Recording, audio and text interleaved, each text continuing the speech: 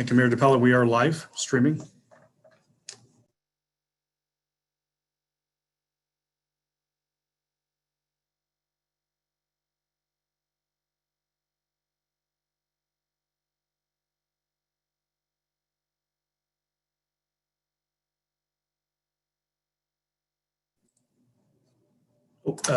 Acting Mayor, you are on mute. Okay, welcome members of council, welcome members of the public, the applicants and their representatives.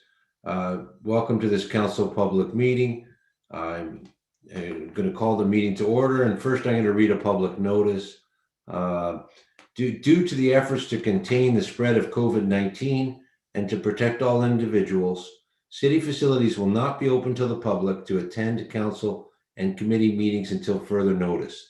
The public can observe meetings of council and committees by viewing the live stream of the open session part of these meetings, which can be accessed on the city's website, richmondhill.ca, or on the city's YouTube page, linked from the city's homepage.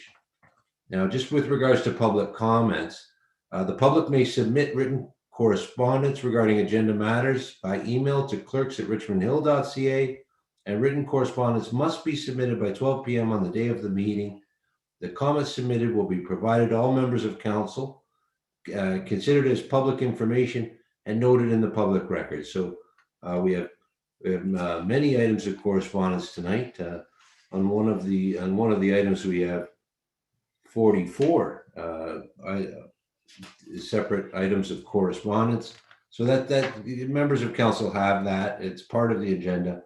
But with regards to electronic delegations, the public may appear as electronic delegation by video conference or by telephone. We have several of such delegates, but their applications to appear as an electronic delegation had to be submitted by 12 p.m. Today on the day of the meeting by email to clerks@richmondhill.ca or by using the online application form found on richmondhill.ca. So the office of the clerk will provide instructions on appearing as an electronic delegation, as I'm sure they have, and we also have a number of delegates for tonight's meeting. So members of council, I need a motion to adopt the agenda for tonight. Councillor Liu and Deputy Mayor Pirelli. All in favor? Any opposed? Okay, that carries. Do any members of council have a disclosure of pecuniary interest? If so, state the general nature thereof. I see none. Okay, so we'll move right into our scheduled business.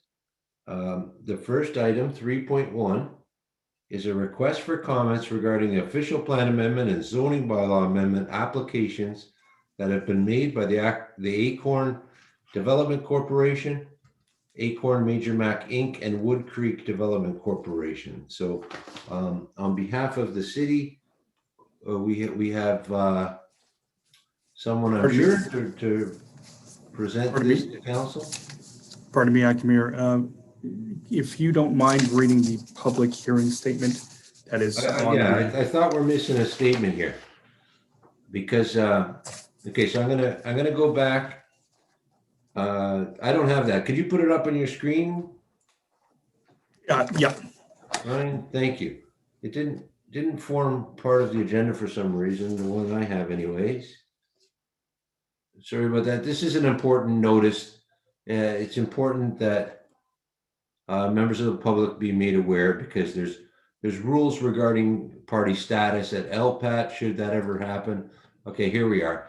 So if a person or public body does not make oral submissions at a public meeting or make written submission to the city of Richmond Hill in respect of a proposed official plan amendment, zoning bylaw amendment, or plan of subdivision or condominium, the person or public body is not entitled to appeal the decision of the city council to the local planning appeal tribunal, and may not be added as a party to the hearing of an appeal before the local planning appeal tribunal, unless in the opinion of the tribunal, there are reasonable grounds to do so. So you have to declare in writing or communicate to the city your objection if you want to be a participant later on, should any of these applications arrive at LPAT. Okay, so back to item 3.1, request for comments on the Acorn Development Corporation application from our city staff. Who's presenting? Leanne Penner? Okay, go ahead, Lee. Thank you.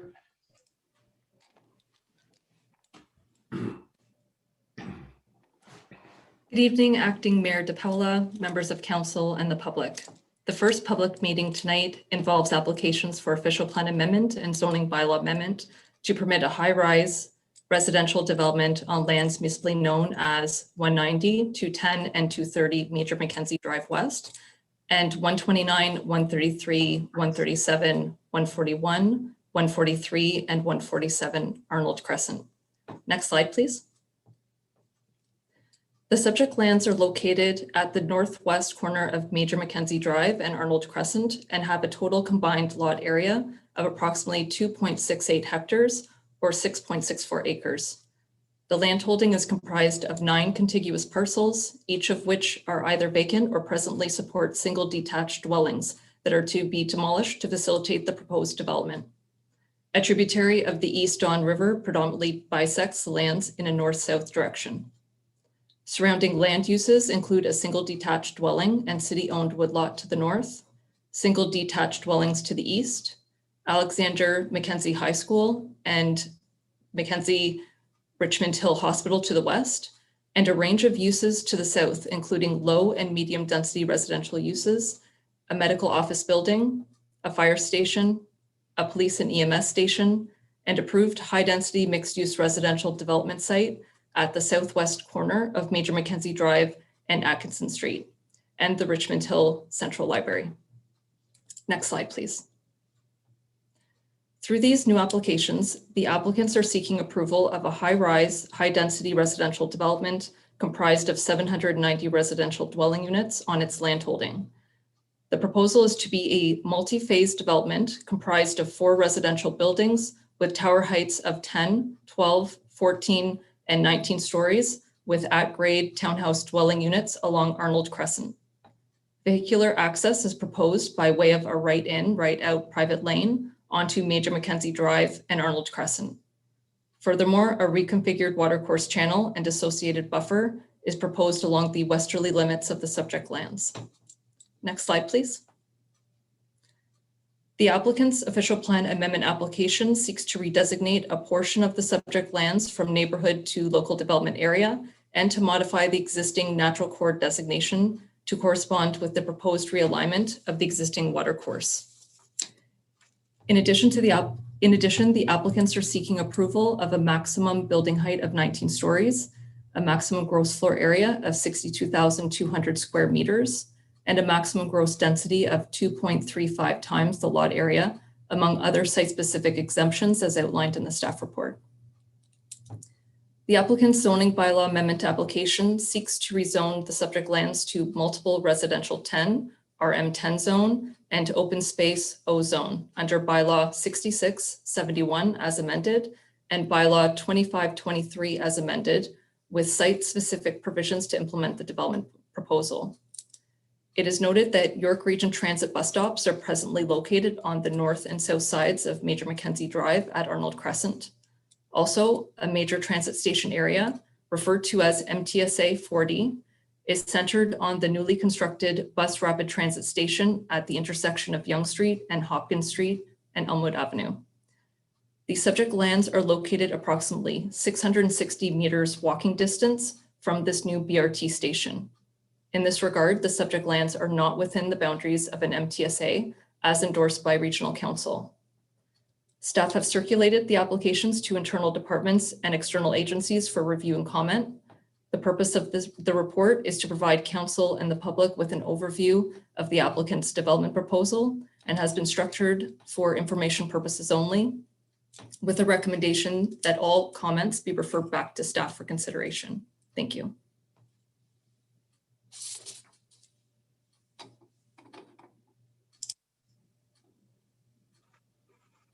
Sure. Thank you, Ms. Penner. Thank you for that presentation. And now speaking on behalf of the applicant. Is that Mr. Goldberg? It is, sir. Good evening. You're on. Go ahead. Okay. And I'll just wait for the, there we go. Thank you so much. My name is Michael Goldberg. I'm the principal at Goldberg Group, and I'm the planning consultant on behalf of the applicant. If you could turn the page, please. So Leanne went through the nuts and bolts of the application itself. I'll just elaborate a little bit on some planning information and on some details of the application itself. So you could see this air photo. What it's showing, as you can see in the legend, are a number of different official plan designations and the proposed MTSA or major transit station area boundary, which is kitty corner to the subject lands. As all know, likely the growth plan defines an MTSA as something approximately within 500 to 800 meters of a major transit station area. And the region has elected to draw the boundaries as they have. We have interpreted that the western part of our site is part of the local development area. We'll have ongoing discussions with the city planning department about that. And our application is to amend the official plan to have the local development area land use designation included within the entire red area extending over to Arnold. If you can turn the slide, please. So this is just a map identifying some of the sites and developments within the area. The green areas, for instance, just to the southeast, where it says 15, is a large block of land that permits up to 15 stories. You can see on Yonge Street, just south of Major Mackenzie, there's another few blocks at Elmwood. At the northeast corner, there's a council or an LPAT approval in principle, I understand, for 21 stories. There's 3 buildings on the west side for 20 stories. And there's an approval at the northeast corner of Harding and Yonge for 22 stories. You could see where the subject site is at the northwest corner and the land assembly of the different properties.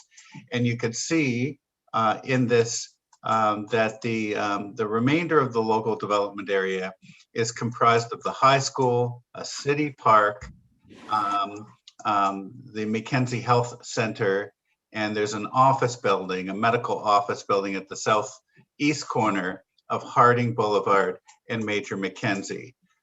Seeing that LDAs are intended for growth and some level of intensification within the LDA as it's currently constituted, there really doesn't appear to be much growth opportunity because the hospital is spoken for, the high school is spoken for, the city park is, I'm going to assume, is spoken for, and of course the existing medical building is already a developed land.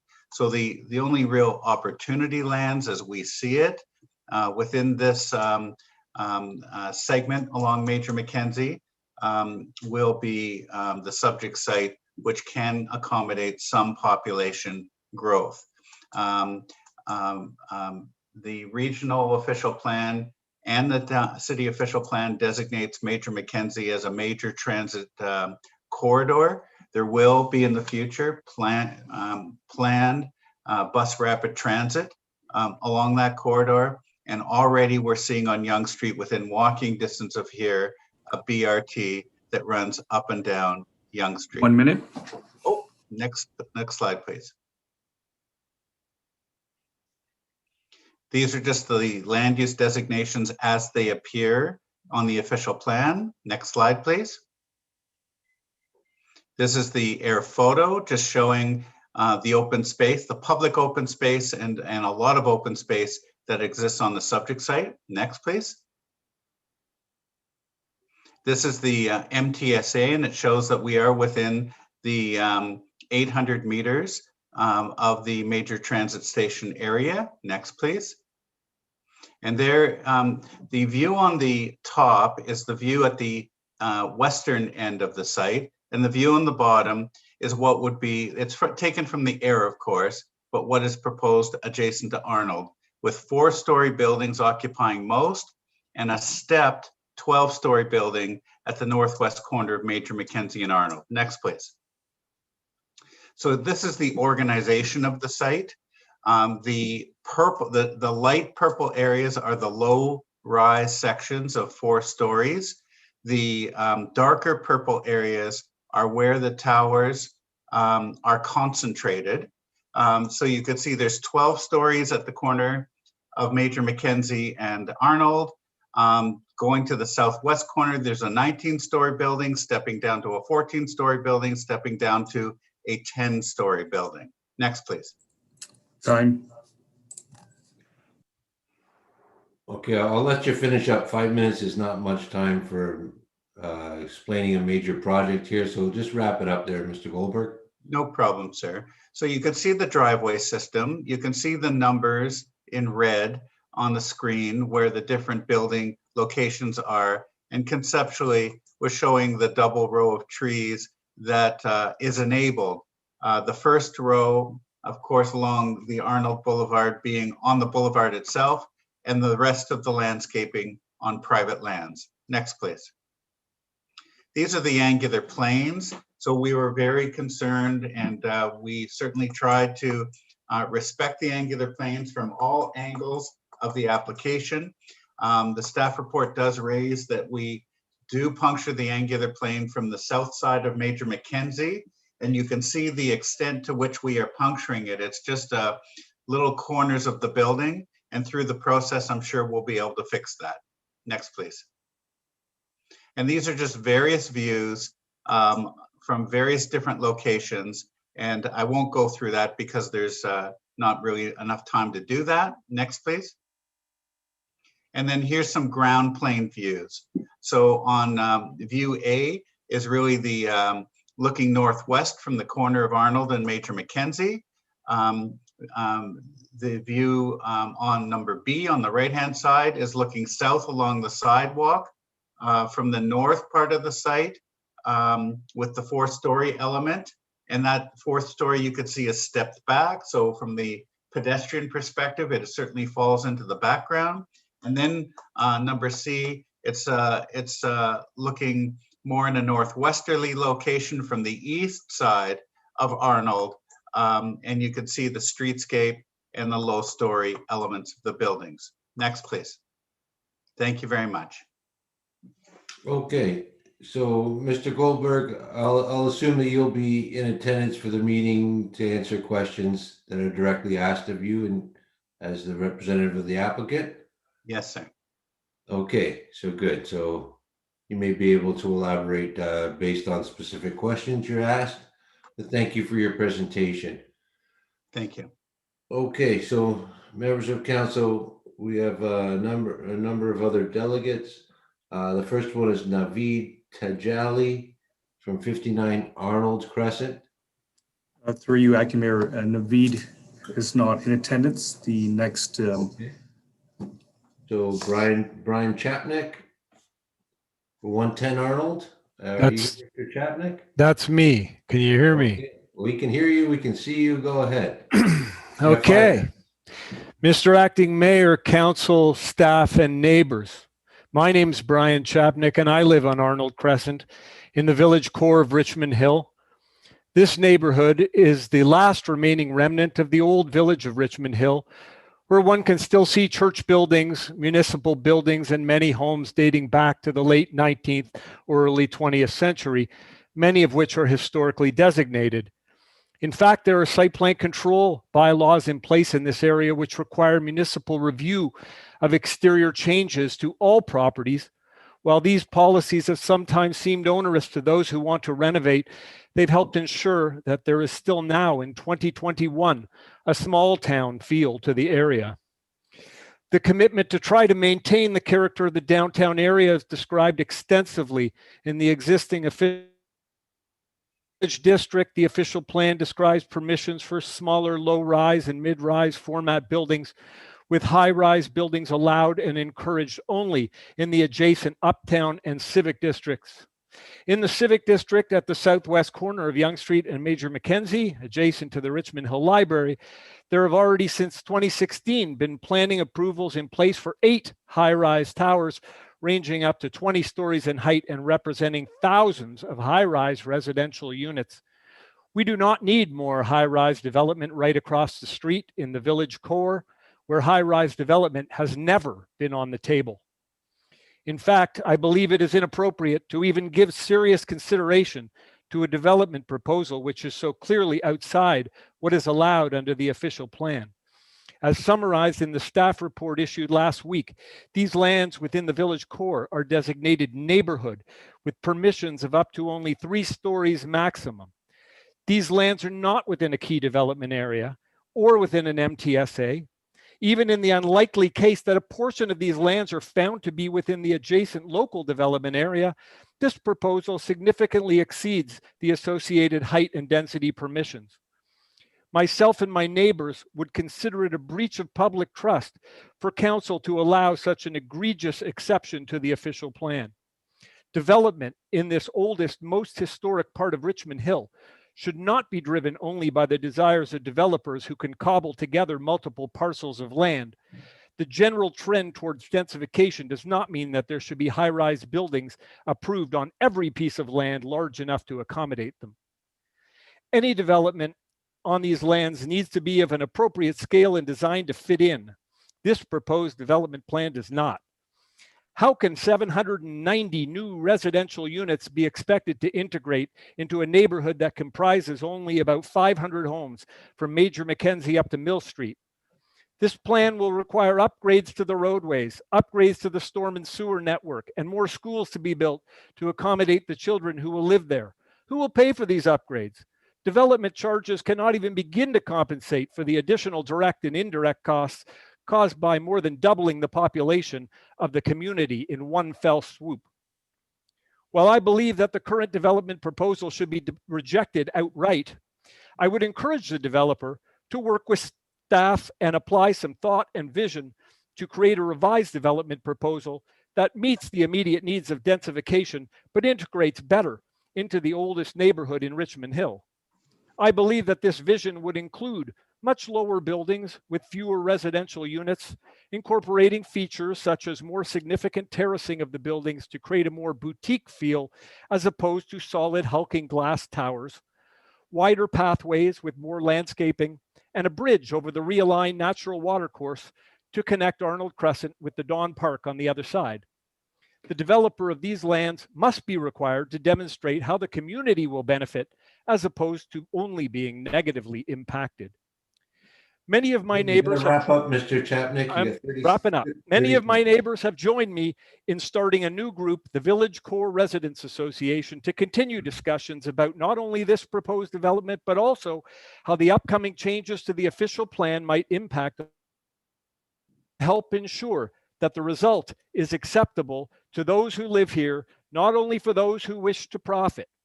We hope that there will be many additional opportunities in the near future to voice our concerns and have input to the process. To join our group, please email us at vcra2021@gmail.com.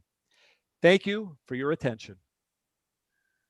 Okay, very good. You got that all in the time. Thank you, Mr. Chapnick. And I didn't say at the outset of the meeting. I just really want everyone who's a delegate, every member of the public to understand. We are not making any decisions tonight. The purpose of this meeting is to unveil the project and to hear from members of the public. That's the reason we're here, so that our staff is taking notes. We have representatives from every department that's affected, and so your comments are being heard, and they're being listened to, and our staff is going to consider every comment made in there as this application goes through the process. So the next applicant, the next delegation before council here is Mr. Jonathan Kahane Rapport. Mr. Rapport. Through you, Acting Mayor, items or delegates D and E are not in attendance. Okay, next one's Mr. Wilhelm Bleak. Mr. Bleak?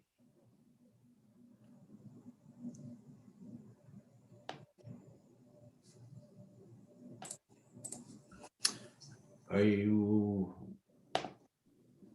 Mr. Blake, if Yes, I don't. There you go. You can hear us. You know the routine here. 5 minutes, Mr. Bleak. Yes. Good evening, esteemed members of the council. I'm not Margaret Blake, even so with my long hair, I may look a little bit more like my wife. Just let me start. I have to use her. Okay, there we are. I had to use her laptop because my laptop is a German one, because I'm writing in German all the time, and it for some reason blocked it. I'm living in the neighborhood of the proposed development on Center Street West, and when I first saw the sign of the building application, my instinct reaction was shock and then followed disbelief. The shock came out of the sheer absurdity of the building proposal, ignoring all considerations of neighborhood planning bylaws, traffic aspects, public transportation, and other aspects which my fellow residents will talk about tonight. I like to talk tonight about the second aspect, the incompatibility between the proposed development and the geological reality of the property. I made a map, and I may ask, join this with you or send it in. Okay. Now it's mirrored to the other side. Okay, there I have a problem.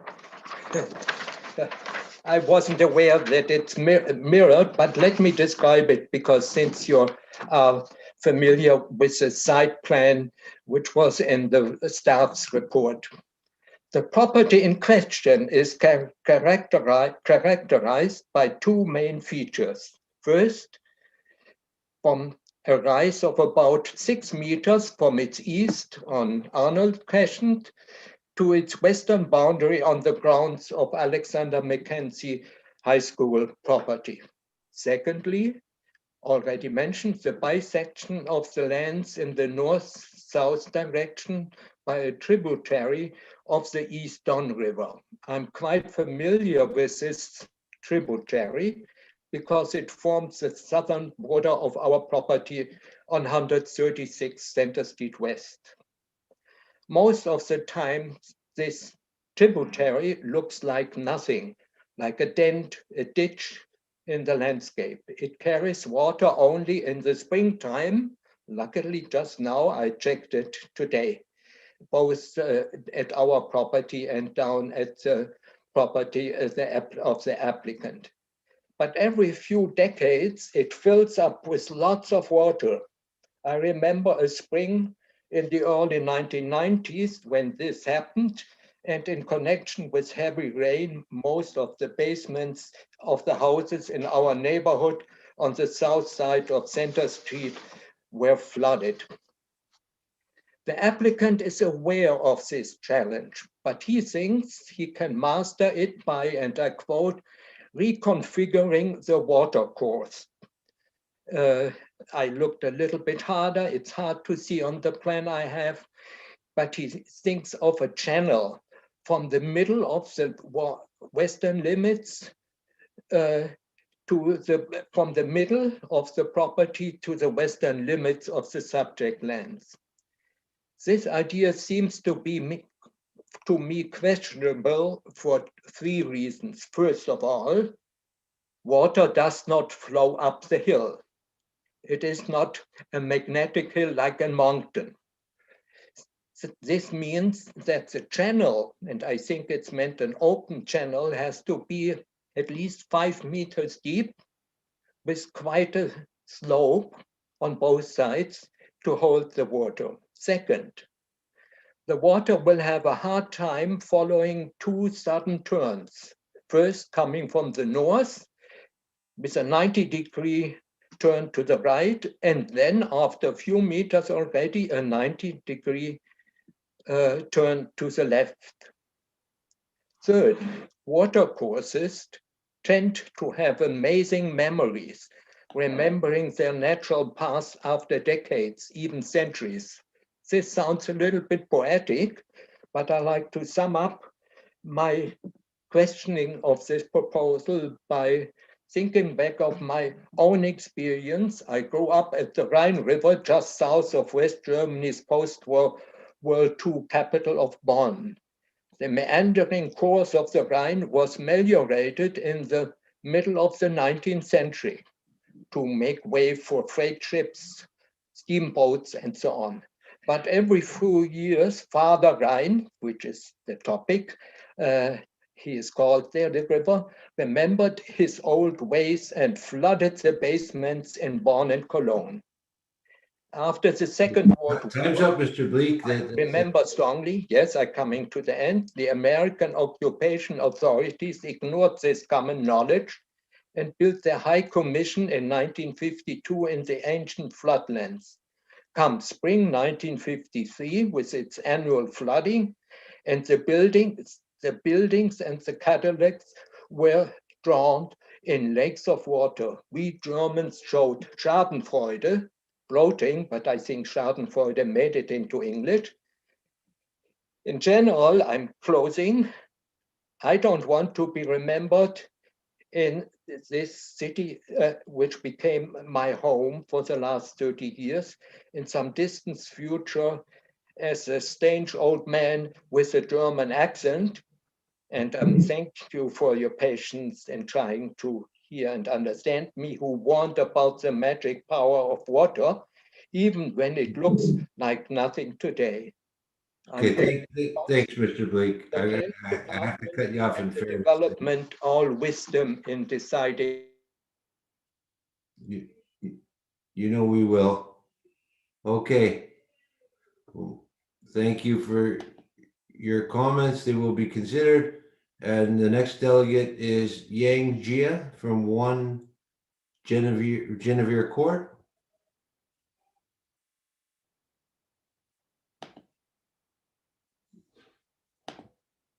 Miss Jia?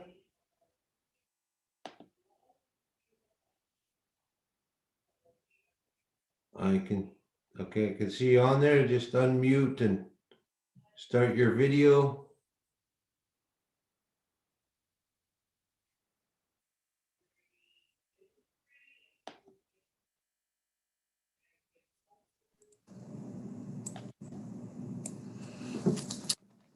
Through you, Acting Mayor, it seems like Ms. Gia is not. She's not answering. Okay, we'll move to the next delegate, Dr. Dahlia Chapnick. Dr. Chapnick, I can see you on there. There you are. Okay, we can see you and you're unmuted. Go ahead. You have 5 minutes. Okay. I'm actually going to read a letter from Ali Manji, who was a neighbor of ours at 109 Arnold Crescent, and Mr. Manji can't make it tonight. So I did, by way of introduction to him, he was a member of the Royal Institute of British Architects in the UK, and he left the practice of architecture to pursue an MBA at Yale, after which he worked in real estate development, corporate finance, power plant developments, and mergers and acquisitions. He's currently retired and volunteers helping to develop private sector capacity in developing countries. And this is what he has to say about the proposed development. The proposed high-density, high-rise residential development is an assault on our heritage community. I am writing to object to the proposed development at Major Mackenzie West and Arnold Crescent. I am a resident on Arnold Crescent and own a house there. The scale of the development will essentially ruin the character of this part, if not the whole, of the old village. The developer wants to build almost 800 residential units, apartments or condos, mostly in towers up to 19 stories, 210 feet high, with over 800 parking spaces. According to the city staff report, the developer makes questionable claims about the proposed density and designation of subject lands, local development area or neighborhood zone, which permits limited, low density, locally sensitive developments. The density of the proposed development is disproportionate with what is adjacent in the village, that if it comes to fruition, then the area will suffer permanent harm and irrevocably change the character for the area. Almost half of the houses on Arnold Crescent are heritage houses. There has to be transition space between this village core and the proposed new development. The massing and the scale of development should gradually transition from something that is in keeping with the village core and gradually rise as required by the village core urban design guidelines. This proposal is suddenly imposing a massive development with 10 19-story towers on 4-story podiums, 10 to 19-story towers on 4-story podiums right next to 2-story houses, many of which are historical and architectural significance just down the street. The amount of traffic development will introduce on Arnold is unacceptable. At the junction of Arnold Crescent and Major Mackenzie Drive, the site distance to the west is limited due to the elevation of Major Mackenzie Drive at this point, and should be a cause for concern if there is any increased traffic on Arnold. All the gains made due to changes in Viva's next plan to scale down its infrastructure from Major Mackenzie to Crosby Street by removing the rapid ways, the buses only lanes, will be lost by this development. This proposed development will make Arnold Crescent a regularly trafficked route and a major thoroughfare, creating unacceptable adverse traffic and safety impacts on Arnold Crescent and at both ends of the road. This massive development is short-term focused and is unsustainable in the long term, introduces great uncertainty to the tax base, would have significant impact on walkable areas in the village core, will reduce the pedestrian and bicycle-friendly nature of the area today, will reduce the range of housing choices in the area, have a negative impact on the quality of life, the livability, and the unique sense of community and place that exists today. This huge development is unlikely to help protect our natural and cultural environment or make our village core more attractive, economically stronger, and more socially diverse. This development ignores the architecture and landscape design that celebrates the local history of our village. This monstrosity is an affront to the good-natured people of Richmond Hill. It is difficult to understand our system, which entertains developers who snub their noses and propose such egregious developments, and the city has to waste its limited resources to evaluate such an application. This is a heritage area, and the development is not in keeping with the official plan, but the village core urban design guidelines for this area. If such piecemeal changes and encroachments to the official plan were permitted, none of the heritage areas of the province will be secure. I believe this fundamental issue is that the official plan can be amended in piecemeal fashion, and as a result, neighborhoods like ours are slowly being killed by developments characterized by unsystematic partial measures taken over a period of time. Neighborhoods are not given the time or the resources to prepare and mount a coherent opposition. Unless the system is changed such that neighbors are provided with time and resources to organize, and the official plan cannot be amended in a piecemeal manner. I have about 2 sentences left. Development by development fashion, we will destroy the character of historic neighborhoods like ours. Redeveloping underutilized sites within the near historic neighborhoods is desirable and inevitable, but should be addressed in an intentional, considered, and comprehensive way through the periodic review of the official plan, resulting in a more nuanced and sensitive development that takes into account the character, the scale, the art, architecture, and landscape of the area. I urge the council to reject the proposal. Sincerely, Ali Manji, 109 Arnold Crescent. Thank you. Okay.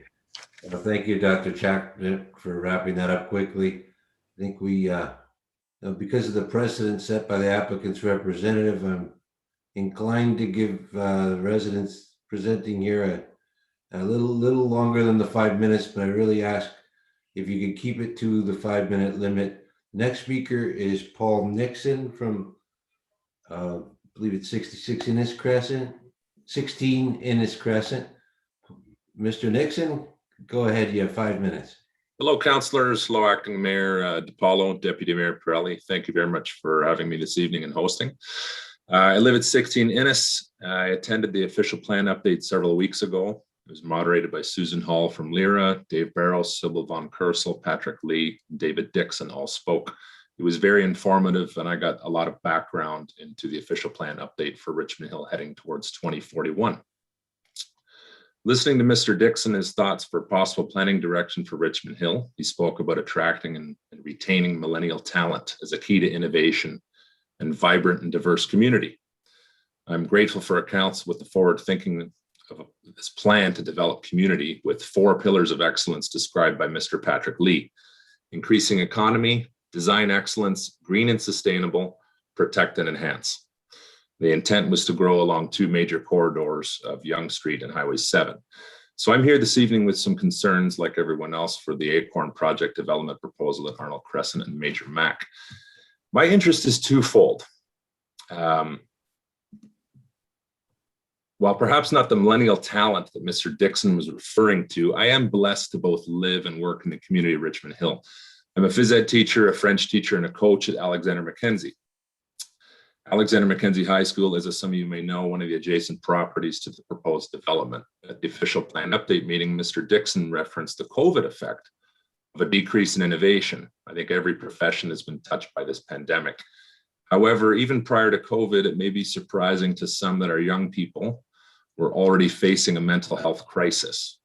Undoubtedly, there are numerous drivers responsible. I see my role at Alex Mack as a phys ed teacher and basketball coach has always been to help students navigate an increasingly challenging world through movement and its associated self-medicating effects.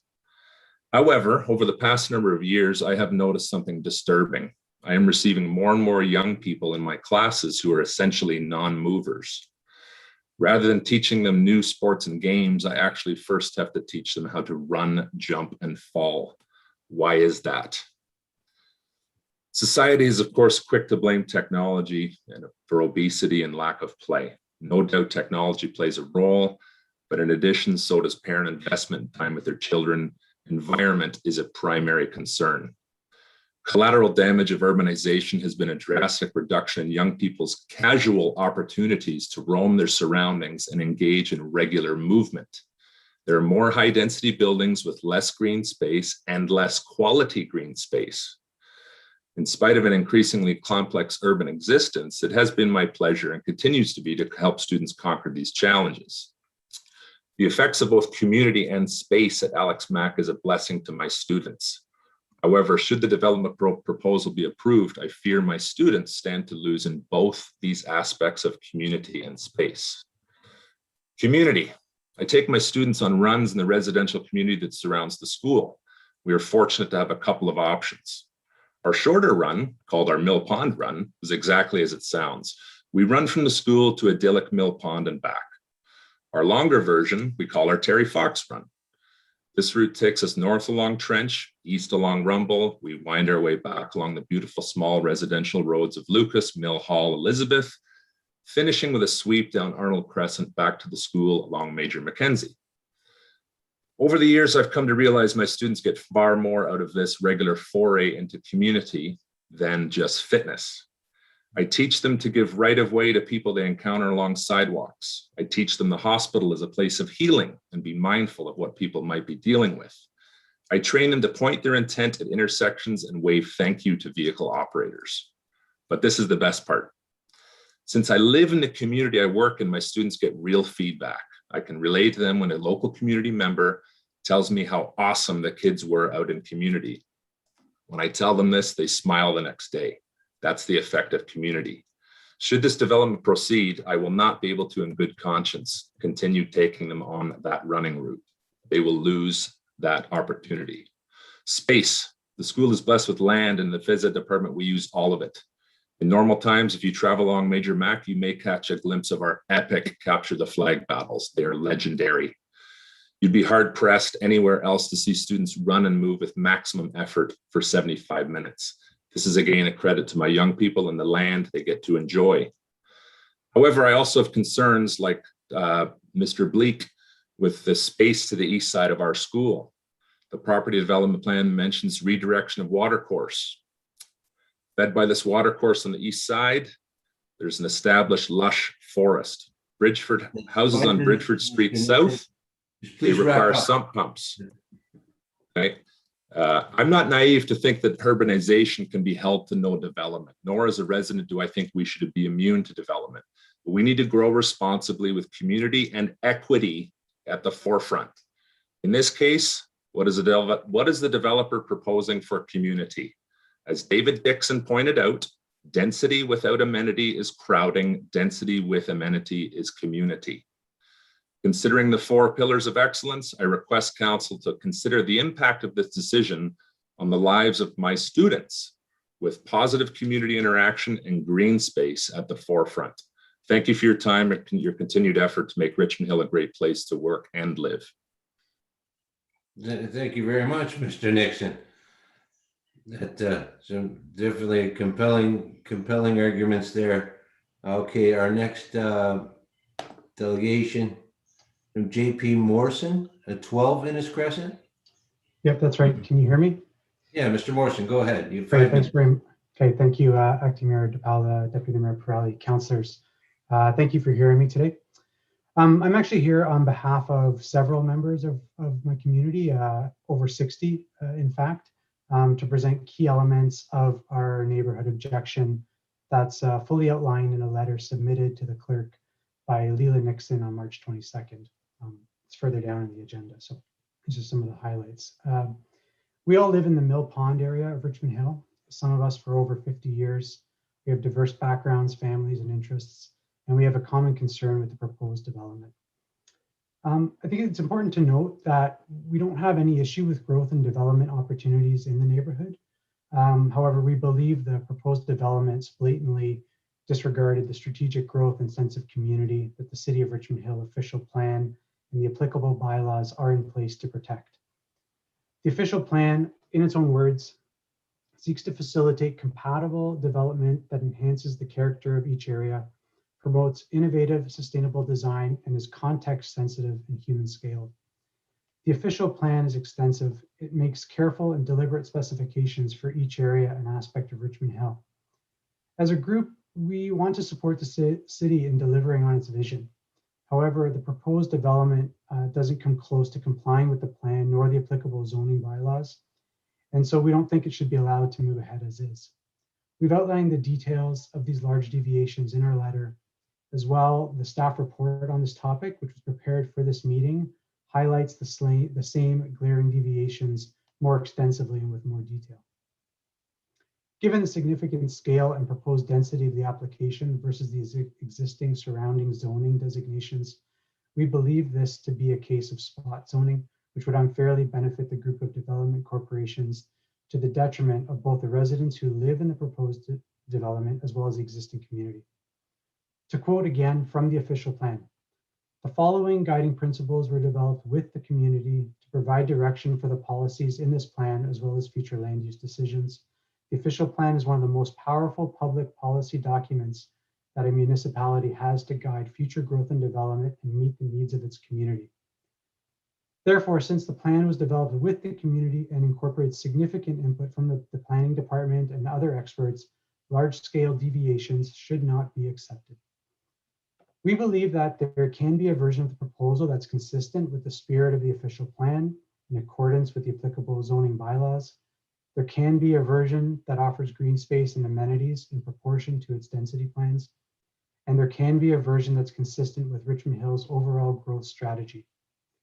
So it's our hope that Council does not approve the application in its current form. It remains steadfast to the intent and spirit of the official plan and does not waste more time on this matter until a compliant proposed development plan is put forward. Myself and over 60 residents of the Mill Pond area behind this statement want to thank you for your time this evening. Thank you.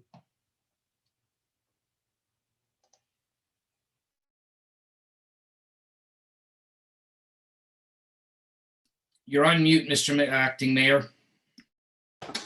Thank you. Thank you so much, Mr. Morrison. Thanks for remaining within the 5-minute time limit.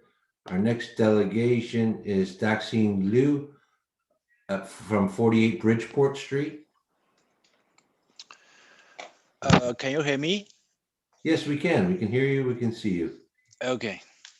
So thank you for giving me this opportunity to show my detail for this project. I lived in the 48 Bridgeport Street, actually 300 meters to this development. I am a professional engineer of Ontario, so from my personal view, I don't think this project is fit for the whole neighborhood. As you know, the Mill Pond, I think it's the most ancient neighborhood in the Richmond Hill, and nearly 150 years old. And most of their heritage house located in the Center Street and the Mill Street. And that street is only 100 and no more than 200 meters from this proposed development. And I made a picture to show all of this purpose. You know, this is a project location here, and this street, North Street, was built in 1873, and all of the house in this Center Street built around 1850 to 1860s. So this architecture style is they present the architecture style in 150 years ago in Canada style. And I don't think these are secondary neighborhood in York region has architecture something like this, something like this, and something like this. And also this area near the Mill Pond is another ancient buildings. If in such heritage neighborhood, these are built, these are project like this, very modern projects, and nearly 20 stories. I think all of their character of their neighborhood will be destroyed by this building. Yeah, this is my one opinion. Another opinion is, Richmond Hill has a side plan controlled area in this area. I think it's most related to heritage buildings, and all of the house in this area needs to be additional process for the site plan control. But this project is also in this area, and the density of this area is the lowest density R1 zone. So if this project has been approved,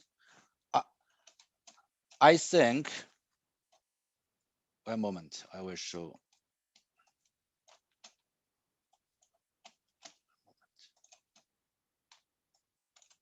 Yeah, here is this project.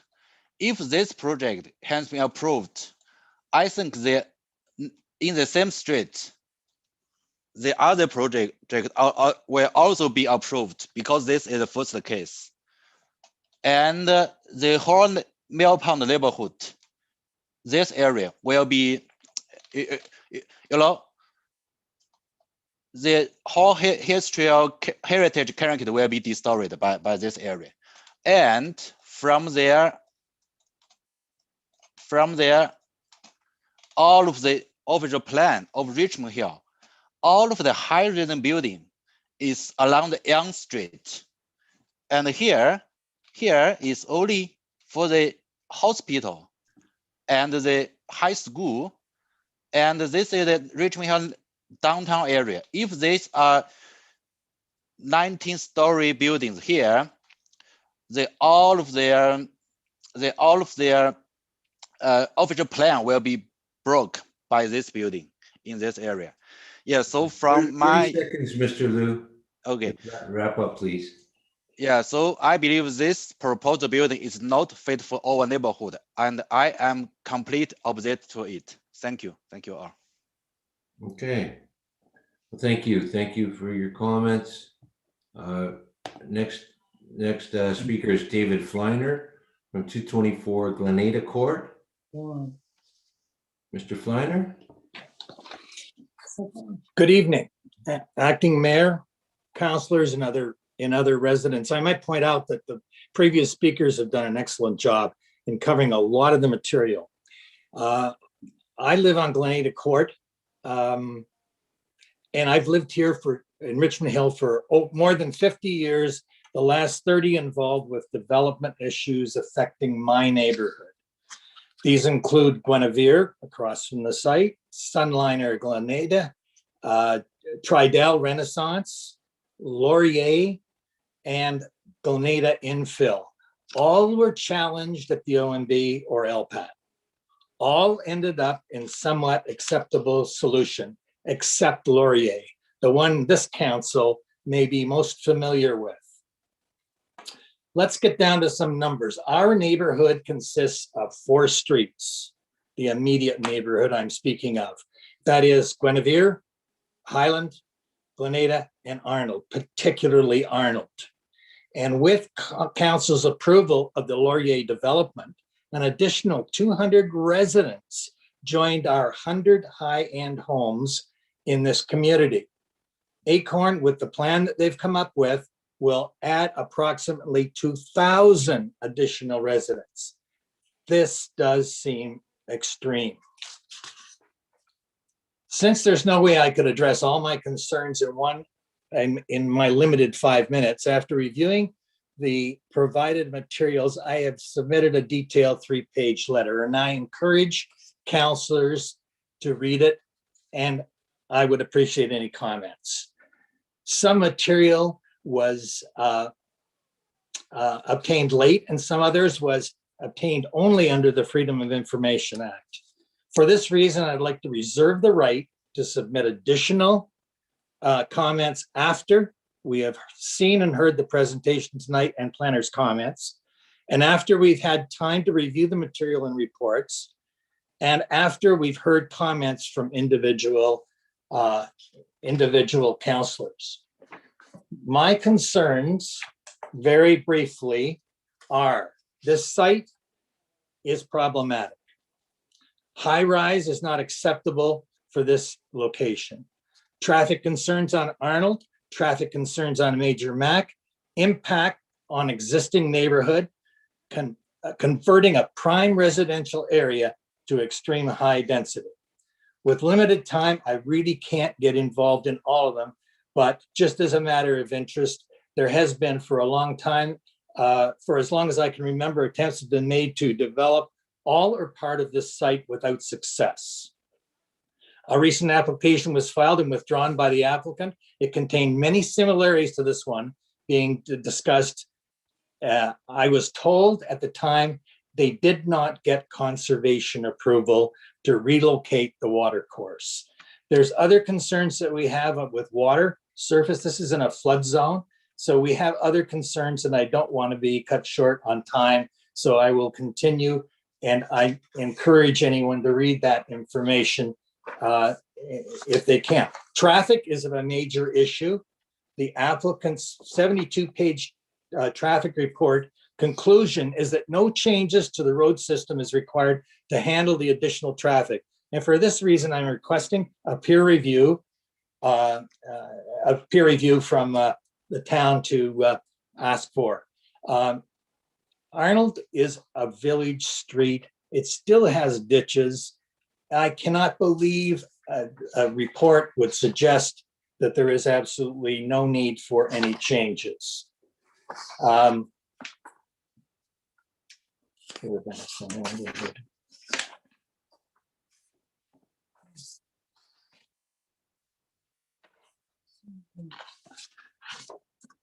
There is no doubt this is an extreme application.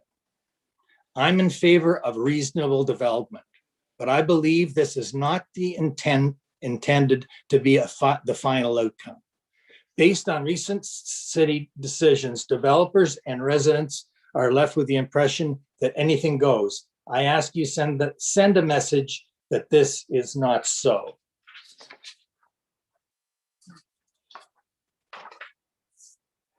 I ask that you quickly process your rejection and ask that it only return after regional approval of access to Major Mac. Conservation approval for redirecting the natural watercourse. A plan for all services to be performed from Major Mac. Removal of all high rise and the elimination of underground parking. That's not too much to ask. Your time's up, Mr. Fleiner. We need, I have Right one more there. thing to add.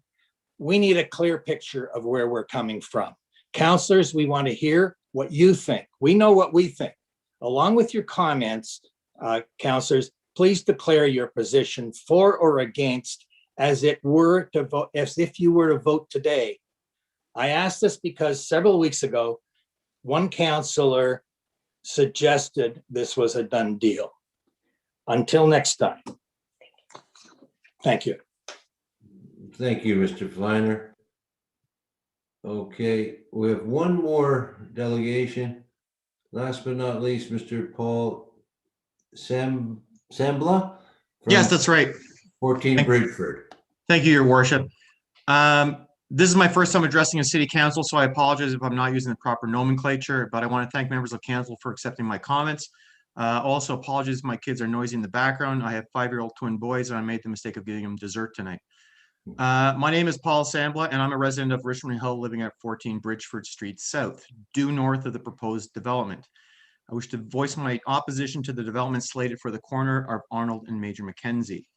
Redefining an area of unique single homes that has historical significance to the history of Richmond Hill's core as developmental from neighborhood will literally destroy the rest of the neighborhood it's attached to, making Richmond Hill less attractive or healthy as a place to live, visit, or work. Walking through the heritage buildings over the holidays lifted the spirits of residents and visitors alike. I've visited this area many times, and I chose to make it a home from further south in Richmond Hill based upon the character of the neighborhood here. My house sits on the route of the watercourse on the proposed development that runs through. I fear any altercation in the watercourse will result in flooding in the drainage basin of Donhead Park, and also my backyard and basement, as well as the houses on the line of the waterway. In hearing from some of the other applicant or people who spoke tonight, I'm more worried than ever. Hearing about the floods that have taken part in the past. With climate change coming, storms will be more frequent and severe. Residents deserve better than a developed catastrophe. One of the supposed strengths of Richmond Hill is the council's commitment to nature. The natural core designation of this property recognizes not only the watercourse, but also the fact that it's part of a green belt that part of the migratory paths of endangered monarch butterfly, many threatened bird species, and is also home to local wildlife. The nature in the Mill Pond area would be directly affected by suddenly becoming a smaller habitat. The woodland to the north of the development would no longer be usable as habitat for local wildlife.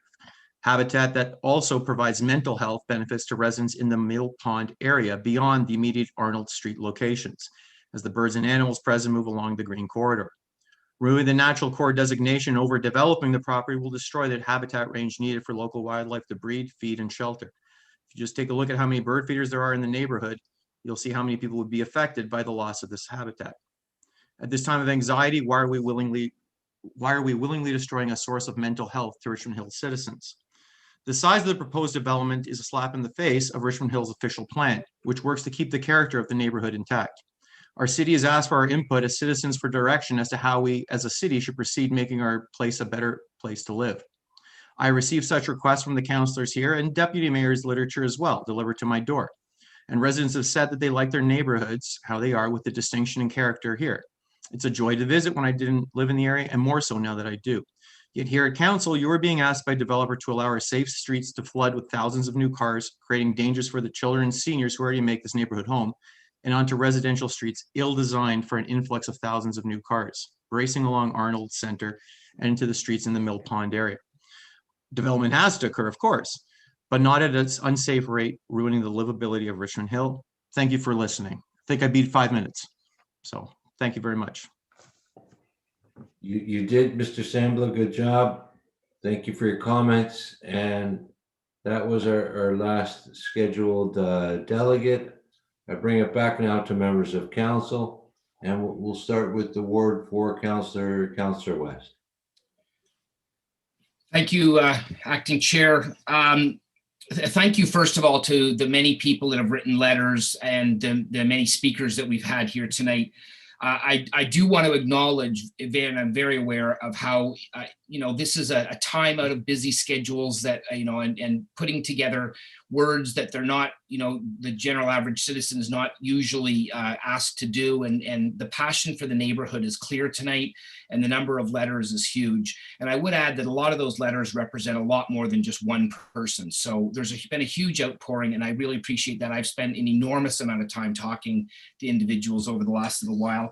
And I will say that I actually could probably say very little tonight, because I think, frankly, all of the major points have been covered, and they've been covered very well, but I will make a few comments.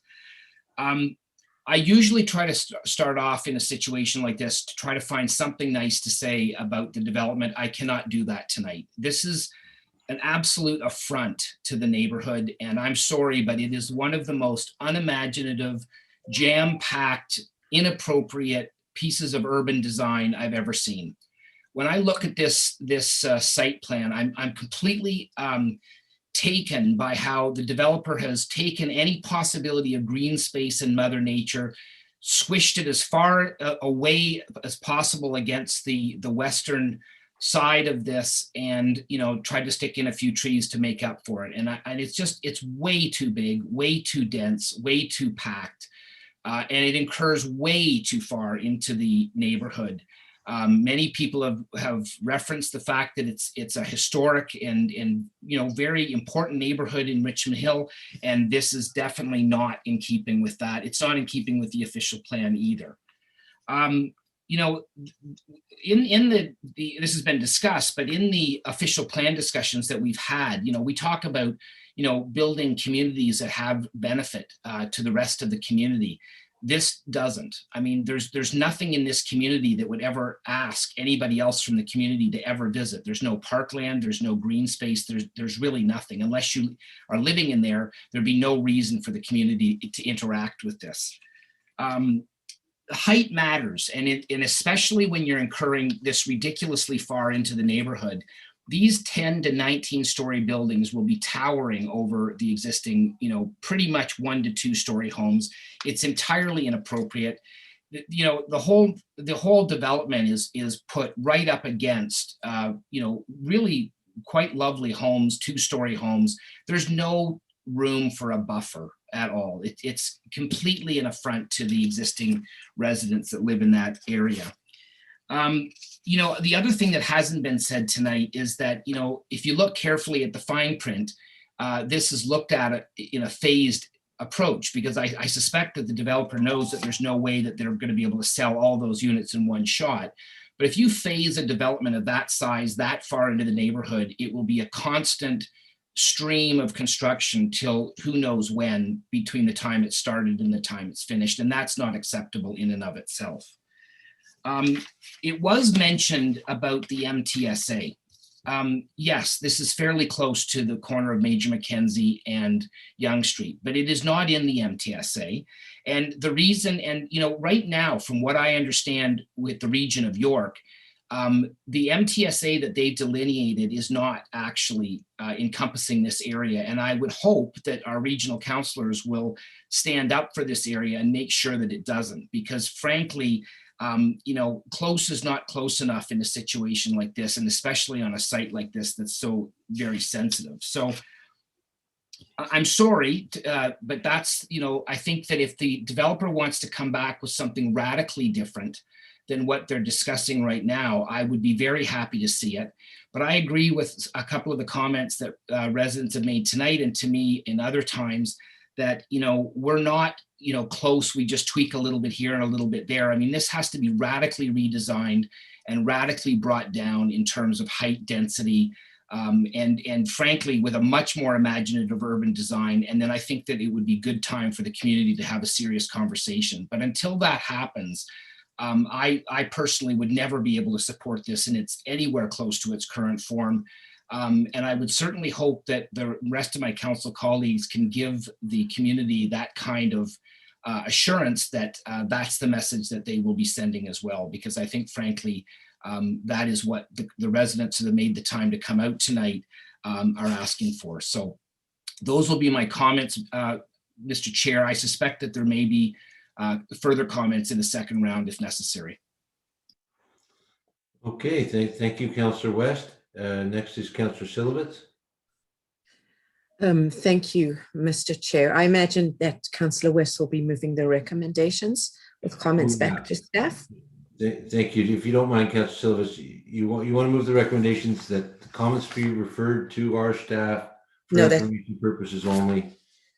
That's for Councillor West to do. Councillor West. I will move that recommendation, or it doesn't matter, whatever. Okay. Okay. And you're willing to second, Councillor Syllabus? Yes, absolutely. I'll second this. I'm not going to speak for too long. I completely concur with everything that the local councillor said. And I want to thank all these residents who stepped forward tonight and everybody who wrote in.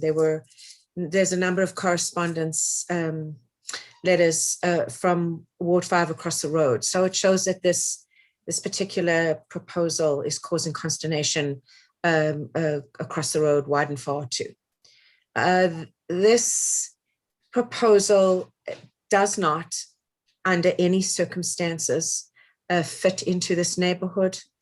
It needs to be drastically redesigned in order for it to ever receive an approval nod from me. As it stands right now, it's an absolute no-no. There are too many things that are of negative impact to this particular area. And the heights, the density, the massing, it just does not belong here. And while we know that Major Mackenzie will also be receiving its own east-west BRT lanes eventually, this site, this location, does not sit within the 500-meter MTSA circumference. And I would challenge the 800 mentioned amount previously by the applicant. I don't believe that is what York Region looks at. It's 500 meters. If I'm incorrect, I stand to be corrected. So I believe it's patently obvious and should be to the applicant here that the residents who currently live in this area do not support what you would like to bring in as an infill development. I was particularly struck by the teacher, Mr. Nixon, your eloquent comments, sir. Thank you very much. I think that you described walking and running around the neighborhood beautifully and exactly how it would be impacted, especially for the school. So I urge the applicant to continue discussions with the city and our city planners and the local councillor, and try and come up with something that's a little bit more acceptable to the city, to the council, and most specifically to the residents. The residents need to be shown utter respect here, because this is a new infill development being proposed for a very established heritage neighborhood, and it requires your absolute attention. Thank you. Thank you, Councillor Syllabus. Any other councillors want to address the forum here this evening? I certainly want to make some comments. I want to start by saying I was thoroughly impressed by the diverse range of objection that came from the area residents here. You know, I've sat on Richmond Hill Council since 1997, not continuously, but going back that far. I've seen a lot of different residents groups come forward with objections. It tends to be repetitive, but I think we saw about a dozen different perspectives and different reasons why this isn't an appropriate development for this area. Members of council will know, and some members of the public may know, that I'm a rather strong proponent and advocate for transit supportive development. We have to absorb population growth, and I think it has to be directed properly to the Yonge Street and the Highway 7 corridor. And the reason I advocate for that is to protect our internal neighborhoods. And one of the most unique and quality heritage neighborhoods that we have across in Richmond Hill is this very neighborhood, the Mill Pond area in general, and the 4 streets that were mentioned in particular. It's an extremely unique, fantastic, rather large lots, beautiful homes, and a peaceful, serene environment right in behind our heritage core, our corridor, a lot of history on the top of the hill here that needs to be respected. And this type of development is exactly what I think we need to avoid in Richmond Hill, on Yonge Street, where that large investment of bus rapid transit and ultimately the subway, which we've got a great recent announcement on. We need to intensify those corridors, but this is not. And to answer Councillor Syllabus' query there with regards to the region, they look within 800 meters and then they make a determination as to where intensification can be that will not disturb existing residential neighborhoods. And the region has made it clear that the proper place to intensify is not outside of the MTSA that has been approved by regional council. It's not a draft anymore. It was approved by regional council that that intensification go where within that boundary line that's been drawn by the region for very good reasons, and this falls outside of that. So members of council know me as someone who's going to advocate for intensification in MTSAs. This is outside of the MTSA, and regardless of what future proposed transit networks there may be, this is not the one that Major Mackenzie. This is a very important corridor with those two now major hospitals on Major Mackenzie, but I think it's inappropriate. Someone said they want to hear from our intentions. I can tell you right now that I would not vote to support the current iteration of this application. I'm probably over my 5 minutes. I don't see other councillors that want to speak. So we have a motion on the floor just to receive the comments. We're not making any decisions. This is the beginning of the public process. The applicant has every right to come forward with the application, but tonight is all about hearing these comments, including comments from council, and the ward councillor wants to wrap up with a final comment. Thank you, Acting Mayor. So thank you to those members of council that spoke. I appreciate that. And again, I just want to thank the people that took the time out of their busy days and lives and so on to write letters and tune in and and listen to this. I mean, I think we've heard from a lot of you, and you certainly have heard from some members of council where we stand on this. So I appreciate the opportunity. And thank you also to the developer for coming forward and presenting as well. Thank you.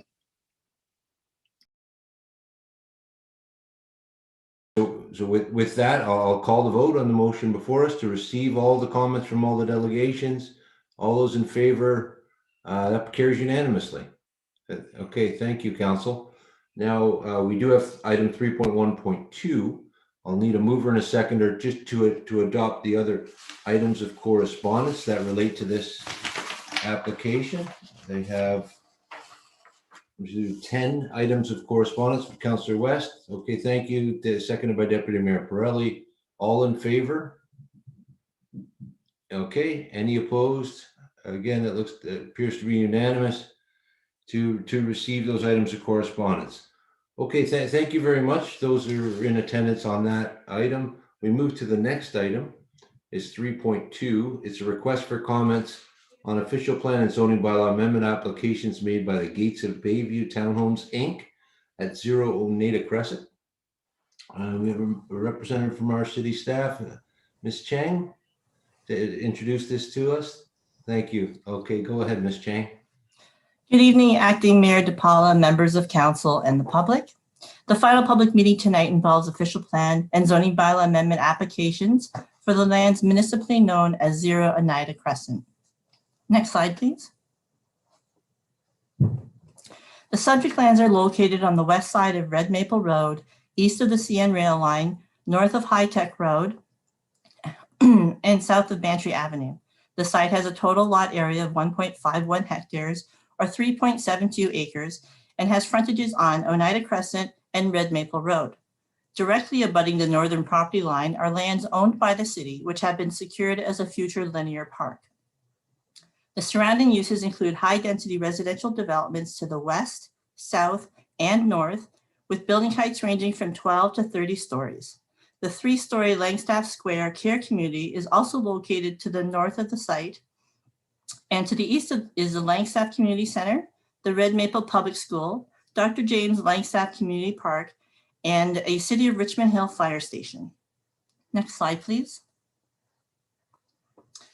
The subject lands are designated Richmond Hill Center in accordance with the City of Richmond Hill's Land Use Schedule A2. Lands designated Richmond Hill Center are intended to be a regional focal point with an emphasis on transit-oriented mixed use in high-density residential development within a compact mixed-use urban center and employment destination that is supported by a high-quality public realm and walkable streets. The lands are more specifically identified as lands within the edges of Richmond Hill Center, which are intended to provide an appropriate transition from the abutting neighborhood designations. Specifically, the policies require a floor space index of 2.5 to a maximum of 3.0 FSI, and is not to exceed a maximum building height of 15 stories. Given the significance of Richmond Hill Center, the official plan directs a secondary plan be prepared to guide development comprehensively for this area. At this time, the secondary plan is currently underway, but has not yet been approved. In the absence of an approved secondary plan, the city's official plan states that development shall be assessed on the basis of the council-approved Richmond Hill Regional Center Design and Land Use Studies Final Recommendations Report. This document provides interim guidance with respect to guiding development for the Richmond Hill Center until such time as that secondary plan is in place. With respect to zoning, the site is currently zoned multiple residential 1, which is identified as RM-1 zone under bylaw 278-96 as amended. The applicant seeks to rezone the site to special commercial 5, SC-5 zone, which permits apartment dwellings and places of entertainment, recreational uses, and public and private parking. Next slide, please. The applicant has submitted an official plan and zoning bylaw amendment applications to facilitate their proposal. The official plan amendment application proposes site-specific exceptions to increase the density and the maximum building heights on the subject lands. The proposed zoning bylaw amendment application would amend the zoning to permit the proposed development while introducing site-specific development standards to accommodate the proposal as outlined in the report. Next slide, please. The applicant is seeking to amend the official plan and zoning bylaw to permit 4 high-density residential towers consisting of 25, 30, 32, and 37 stories with a 3-story podium on each tower, and a combined total of 1,518 residential dwelling units. The proposal also includes a separate 2-story indoor amenity building that will be shared by the residents of the 4 buildings. The proposal also includes 1,799 parking spaces located at grade and within 4 levels of a shared interconnected underground parking structure. 2 full-move vehicular accesses are proposed onto Oneida Crescent. This slide includes conceptual images to illustrate the proposal provided in support of the applications. Staff have circulated the applications to internal departments and external agencies for review and comment. The purpose of this report is to provide council and the public with an overview of the applicant's development proposal and has been structured for information purposes only, with a recommendation that all comments be referred back to staff for consideration. Thank you. Thank you, Ms. Chang. Okay, on behalf of the applicant, then we have Billy Tung from KLM Planning Partners. Mr. Tung? Good evening, Mayor and members to of council. present your application. Yeah. Thank you. Thank you. I'll just wait for Ryan to bring my presentation up. Okay, I can see it. Thank you for that, and thank you again to Ms. Chang for that very comprehensive overview. So certainly saves us from a lengthy presentation. So if you can move to the next slide, please, Ryan. I'll just start by building on top of what Ms. Chang has already outlined in terms of the existing policy regime and framework. I think it's good to note again that that this site is located within the designated Richmond Hill Regional Center, which is also a provincial growth center. As the Deputy Mayor had indicated on the last presentation, this is an area where there is transit improvement and a subway line that will be coming to this area.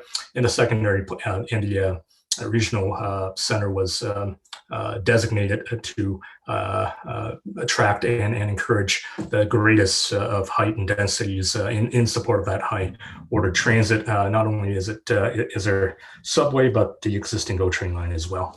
So just to contextualize what the application is about and the density that's being proposed. The lands are shown in the dashed line, and it's within a character area that's identified by the regional center study that the city has undertaken that Ms. Chang had referenced. It is the only remaining undeveloped parcel within that red maple character area. In that context, we analyze the density assignments under that document, which is the interim guiding document on development in the area. Through that document and the analysis, we've determined that the assigned density you can see on the slide there, there's approximately 337,000 square meters of assigned density to that red maple character area. That results in an overall floor space index of about 3.75 for that blue boundary area. As you know, this area is mostly developed, with this being the remaining piece, with the existing and constructed buildings and also under construction buildings. That GFA brings it to about 200,000 square meters. Or a density of approximately 2.16 FSI. So there's a remaining unused portion of about 142,000 square meters of GFA that was envisioned and assigned for this area. The proposal that's before council would only utilize about 120,000 of that. At that bottom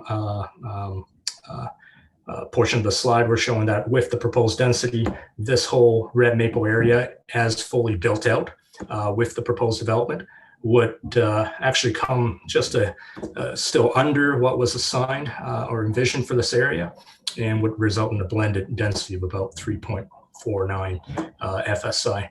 I think it's also interesting to note that the proposed development is supported by the existing infrastructure that's in the area. It was obviously there already that was designed to accommodate the full build out of this character area. The proposed development would contribute to obviously fulfilling then the city's vision for density and population and vision for this red maple character area. If we can proceed to the next slide, and I'll keep it very brief. I just want to give just an overview. This slide is helpful in just to contextualize how this proposed development would relate to the existing built-out area and under construction area of the red maple character area, again shown in blue. For those that may not be aware, The green highlighted portions are the linear park parcels that have been conveyed as part of the what I would call the phase, earlier phase of development on the west side of Oneida Crescent. So they are obviously on the ground today. They're not programmed or built out quite yet, but they have been conveyed to the city in the as a fulfillment of that regional center vision, showing a linear park that would connect to the Langstaff Community Park to the east side of Red Maple. Buildings have been arranged in a way that obviously put the towers at each corner, and building separations are in keeping with the city's urban design guidelines with minimum separation distances of 25 meters, but most are exceeding 40 meters. And with that, I'm going to turn this over to my colleague, Barry Graziani, to speak about the conceptual site plan arrangement. Okay, Mr. Tung, well, you've used up all the time that you had for the. Well, you know what? If you don't mind, I wouldn't mind just jumping to the last slide. I want to highlight one thing because Ms. Chang did already speak to. Sorry, no. If we can just move a few slides. There you go. Intersection improvements. I do want to speak to and highlight a major community improvement benefit on top of the linear park system that I've already touched on. The residents may be aware that there's been some intersection work done on the north and south leg of Oneida Crescent. That was done and completed in December of 2020. Done by the applicant and in cooperation with the city, which widened out the two intersection points and provided dedicated left and right hand turn lanes, which alleviates a lot of the existing problems that's experienced by the residents. And also it was also done in advance in support of the full build out of this character area. One other thing I do want to note is that the applicant is the city to work on the northern leg. There will be a signalized intersection with a four-way pedestrian crossing, which work will be done sometime this year and completed towards the end of the year. So I just wanted to provide that context in terms of some of the improvements and community benefits that are part of this development. Okay. Thank you, and I'm available to answer any questions. Thank you, Mr. Tung, and I'm sorry, Mr. Graziani. I assume the two of you will be available to answer questions if there are any. 5 minutes, not a lot of time for these major projects, but thanks. Yes, that's fine. If there's any questions, just let me know. Okay, very good. So we have two delegations on this application. The first one is Michael Frankfurt from 65 Oneida Crescent. Hi, good evening. Go ahead, Mr. Frankfurt. You can hear me, right? We can hear you. We can see you. Fantastic. Thank you. I appreciate it. Good evening, Acting Mayor DiPaolo and members of council. My name is Michael Frankfurt. I currently reside at 65 Oneida, the Sky City buildings, and I'm a teacher for the York Region District School Board. Honestly, I just have a few questions that I wanted to ask, and I believe that the representative from the builder was starting to answer some of those questions, but I'm still going to ask them anyway so that they're just on record. The first question that I had, again, which seems to be that they were starting to tell us, was about relieving the traffic congestion in the area of Oneida Crescent. And yes, opening up the lanes at the two entrances was actually quite good. It does give a little more leeway in terms of the right turn and left turns. But those are the only entrances and exits from Oneida currently.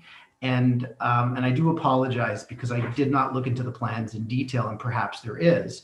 My question around the traffic congestion is there potentially going to be a plan in the new construction where there's going to be some other traffic areas to direct, especially during the morning and evening rush? Because, you just kind of notice that as you're in the area there. And again, I think this was started to be brought up. I was wondering if either the city or the builder, or in conjunction, adding extra traffic lights to Red Maple between Bantry and High Tech, and or a pedestrian crossing. Right now, there is no pedestrian crossing in the middle. There's the lights over at Bantry and there's the lights over at High Tech. And even with the crossing guard is on the north end by, well, the corner where the community center part is.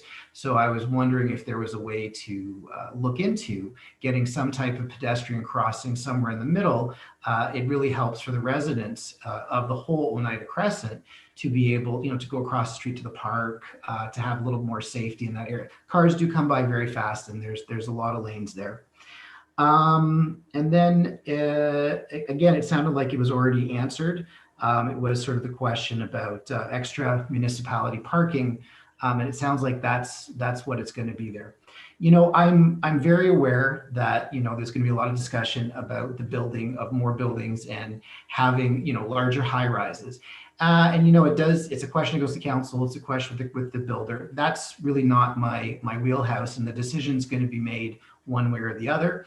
I just hope that the city and the builder has a detailed plan about how to relieve some of that congestion and how to allow for a little more safety in the area for people crossing some of the busy streets and stuff. And that's it. I think I'm under 5 minutes. Yeah, very good. Thank you, Mr. Frankfurt. Thank you very much, and very good questions. I am going to allow Mr. Graziani or Mr. Tung to answer. I think they said there's going to be a new full signalized intersection as a result of this. And one of the applicants representatives want to answer? Yeah, through you, Acting Mayor Paula. Here, I gather I can't have my video on, but that's fine. I will speak to, again, if we can, I'm not sure whether or not Ryan can bring the presentation back up. You are correct in that, perfect, that's the slide that I want. And that red dash circle on the north leg of Oneida Crescent at the intersection with Red Maple, that exactly is the works that will be taking place later on this year. It's a signalized intersection with traffic lights. And it's also a four-way pedestrian crossing, so that each of the crossings will be lighted as well for pedestrians. And that was done. That will be done in conjunction with the city, and the expectation is that all of that will be implemented and built towards the end of the year. So there will be that additional traffic mitigation in terms of signalization on the north end. And which will definitely help with pedestrian crossings as well to the community center and schools.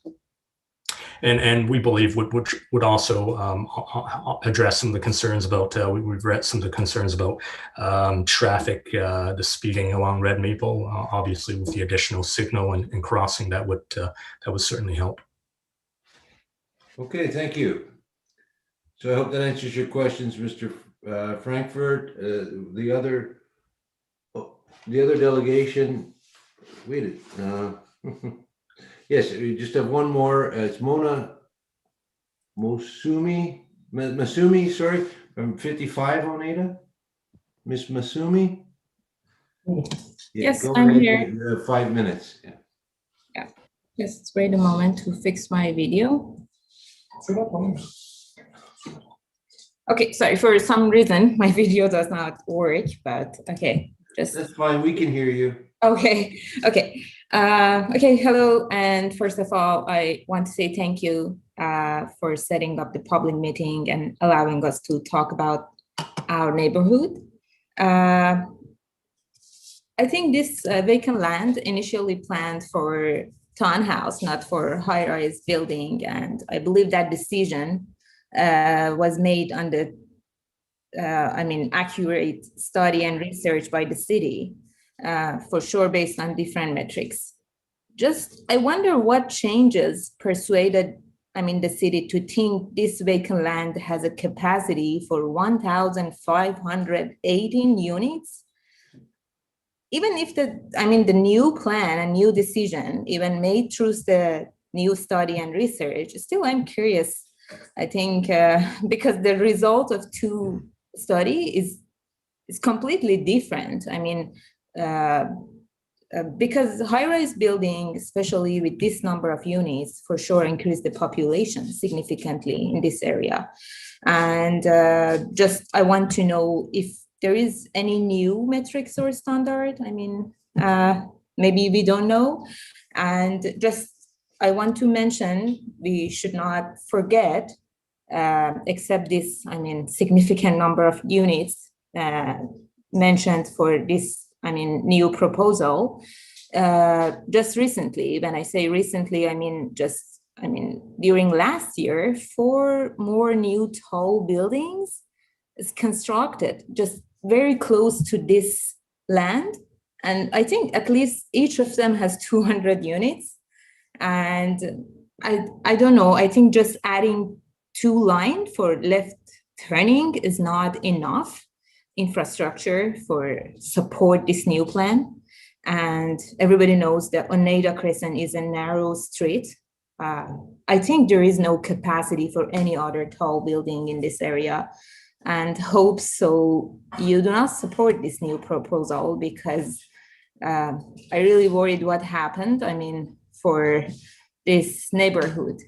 And that's it. Thank you so much for listening.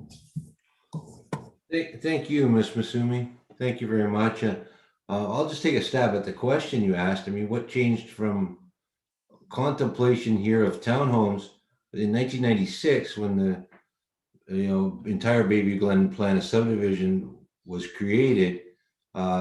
What's changed is, of course, the announcement of the subway. 200 meters is a short walk to the end of the new young subway line, which we now know is going to be out to tender in a year's time. So that's what's changed, certainly. And we here in our planning, we're starting a secondary plan process. We're not finished yet, but we contemplate essentially nothing other than high-rise buildings because of that subway on this site. So I'm going to turn it over to Councillor Chan. You're first with this project in your ward. I think that's the last of the delegations, Ryan. Mr. Chair, I believe that's subject to correction by Deputy Clerk. I believe there are more delegates. Am I correct?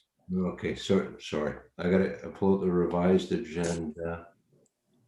Additional. Through you, Acting Mayor, the next, there are 4 more delegates, of which one is not in attendance. My apologies. All of them are not in attendance? One of the 4 is not in attendance, so we have 3 more. Okay, just one more. Okay, my apologies. There's 4 more people on the list here. Sorry, I missed that. So Leon Lee, Mr. Lee. Good evening, councillors. I November. have lived in this neighborhood since 2003, and I witnessed the change for this neighborhood. But it's so sad to see that a formal building will be up on this empty land, because from my understanding here, 1,518 units past the one that's formal under construction. The total end up will be 3,000 units in this new neighborhood. Therefore, if you have let's say you have 3,000 cars, then every car has 2 meters. So you have like I say, you have 12 kilometers. If all the car on the road, it means all the car will be loud from Warden Street all the way to Highway 7 to the Young Street. So every morning when I go to work, it right now is a nightmare, except because last year was a pandemic. But every morning, go to the GO train station, all the car will be loud until the Oneida area. Plus the kid the parents drop the kid off the school to the Red Maple, or people make a right turn, left turn on the Tree and Red Maple. So right now the traffic is a nightmare. But every night when you off work, you drive home, if it coincident with the GO train traffic, it will be it's a nightmare too. So I just want to know how you guys can handle this kind of traffic. And also 3,000 units. If 2 people live there, 6,000 people, if 20% of them are kids. So it means there's about 1,200 is a kid. So the school will be a problem here too. And all the playground, all the green area will be a problem for this area too. So also just remember, between Tree and the Highway 7, the Red Maple Road only have 2 lanes on each. And so I don't know why you guys can handle such huge change on the traffic. I understand guys may argue the young subway line, but we heard about young subway line for about 10 years right now, but where nobody still change to 6 station to 4 station, but you don't know how long it's going to be argued, right? From the period experience for the Vaughan subway extension, it takes 8 years, 9 years to do the construction. So if the developer want to change the zoning on this empty land here, either they wait until the young subway line began construction, so they submit the application to change the zoning for this land, or they follow the current plan to build the townhouse there to reduce the density of for this area. That's what I want to talk. Okay, thank you. Thank you, Mr. Lee, for your comments. Okay, our next speaker is Degao He, 186 Bantry Avenue. Mr. He. Through you, Acting Mayor, Degao He is not in attendance. Okay, next on the list is Jackie Fang, 104 Revelstoke Crescent. Mr. Fang. Hello. You have 5 minutes, please. Yeah, I should not use that much time. And I've been living in this area for more than 15 years. Again, I can witness the changes in these areas. And I totally agree with the Michael and Leon. What they're saying here is, I think the major concern here is the traffic and the safety. So talking about the traffic, we know there's a GO train station there, and we know there's a public school there. So in the morning time, a lot of traffic over there, and it's already overloaded. And also talking about the safety, and because of the public school there, and we cannot imagine if we are increasing the density just right across the street, what will happen and what will cost the safety for all the kids. And I'm not talking about currently the school is already overloaded, and the kids have to be study in the mobile house, not a formal classroom. So if we are planning to use that area for the high-rise condos, I will strongly recommend why not just expand the school. And the community center, the Lansdowne Community Center is the, I should say, is the worst within the Richmond Hill. It has a very small area and has less very small facilities. It's shared with the entire facility is shared within the schools. And also, I believe that the consideration of the increasing density is about the subway, and I totally agree what Leon just said. Who can guarantee here that when the subway will be built? No one.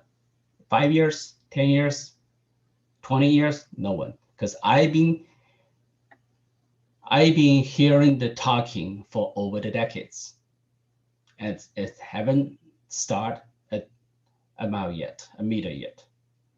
So if we are putting the future here, using the future as the proof, as the reason to increase the density here now, it's not a property. And also, I did hear what Billy said about increasing the traffic lights and the pedestrian crossing lights. But all those pedestrian crossing lights and the left turn lights, they will only add the traffic congestion here. The Red Maple Road is not a big road. It's not a main road like Yon and Bayview. It's a community road. It's not supposed to be a high traffic road, but right now it's very, very high already. And we should avoid that. It just put all the residents and all the kids in danger. That's all what I want to say. Thank you. Well, thank you, Mr. Fang. Thank you for your comments. And our final speaker is Angela Lau from 65 Oneida Crescent. Angela, go ahead. Hi, Mayor. Hi, councilors. I want to thank you for giving me the chance to speak this evening and taking the time to listen to your concerned citizens. I am speaking here today against the amended proposal to the Gates of Bayview Townhomes, Inc. My fiance and I own and do reside in an east-facing unit at 65 Oneida Crescent, also known as Sky City, which will be affected the most with this project. When the Sky City project was being sold and marketed to the public, we were told by representatives that the land being discussed today would be developed into townhomes. This information alone was one of the deciding factors of why we decided to purchase an east-facing unit. With this new amendment, these 4 towers will overshadow both Sky City buildings. This is a major representation to all the home buyers in the surrounding buildings. According to the city's website, the motto is building a new kind of urban community. There's a focus on creating open spaces, infrastructure, and protection of natural areas and ecosystems. By going ahead with this proposal, you'll be eliminating the only open space in our already dense Oneida Crescent community, not only in terms of the amount of land, but the airspace as well. The height of these towers will cut off the majority of sunlight and sky to the surrounding buildings. Having previously lived in the city of Toronto, I know what it is like to be overshadowed by taller buildings. It is depressing and it has a negative effect on mental health. It is one of the reasons why I decided to move north to Richmond Hill, where there is less congestion. There are 4 towers, condo towers being built in the northwest corner of our community, one that has already been completed and people have moved in. There is an increase in the amount of traffic on the road, which I might add has already begun to go into disrepair. With the completion of the 3 towers, it will add more congestion, and with the addition of the amended proposal, it will make things even worse. If you look at the Toronto's downtown core, specifically at Liberty Village and City View Place, you will see that, yes, it is possible to squeeze in multiple condo buildings in a small space. But if you speak to the residents of those communities, they will tell you that the land and infrastructure cannot support the amount of people who live there. I have spoken to many other residents in our building who share the same viewpoint on this matter. I sincerely hope that you will listen to the concerns of the residents of this community and take them into serious consideration when deciding on this amended proposal. Thank you. Thank you, Ms. Lau. And you're certainly correct in saying you're not alone with your neighbors. I have 60 items of correspondence that also go along with the delegations that we've seen tonight. So with that, I'm going to now turn it over to the Ward 6 Councillor, Councillor Chan. Are you with us, Councillor Chan?